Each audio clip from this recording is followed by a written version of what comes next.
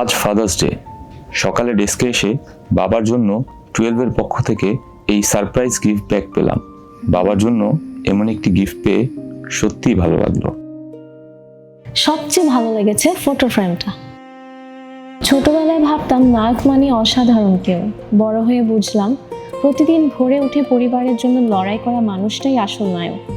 আমার বাবা কখনো মঞ্চে দাঁড়াননি, কিন্তু প্রতিদিন আমাদের জন্য নিজের গল্প লিখেছেন। বাবা সবসময় একটা কথাই বলতেন, মানুষ হও, সফলতা পরে আসবে।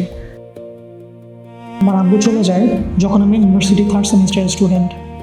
অনেক কথা আব্বুকে বলা হয়নি, অনেক ধন্যবাদ আব্বুকে দেওয়া হয়নি, কিন্তু আজ যদি একবার বলতে পারতাম, আব্বু আমি আজও তোমার দেখানো পথে হাঁটছি।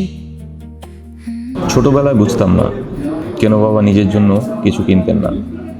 পরে বুঝেছি আমার প্রয়োজন পূরণ করতে গিয়ে তিনি নিজের অনেক ইচ্ছাই চুপচাপ ছেড়ে দিয়েছেন। তখন বুঝেছি নায়ক হতে সিনেমা লাগে না, একটা বাবার হৃদয়ই যথেষ্ট। বাবা কোনো কল্পকাহিনী সুপারহিরো নন, তিনি বাস্তব জীবনের সবচেয়ে বড় হিরো। আর সুপারহিরোদের কিছু কাল্পনিক শক্তি থাকে গল্পে, কিন্তু বাবাদের শক্তি থাকে ত্যাগ আর ভালোবাসায়। বাবা আক্ষরিক শব্দটার ভাব হচ্ছে অনেক ব্যাপক। আমরা আসলে বাবা যদি বলি, বাবা আসলে বটবৃক্ষের মতো, যাকে আসলে আমরা দূর থেকে কঠিনভাবেই দেখি এবং এরা পুরো পরিবারটাকে সবাইকে আগলে রাখে বটবৃক্ষের মতো।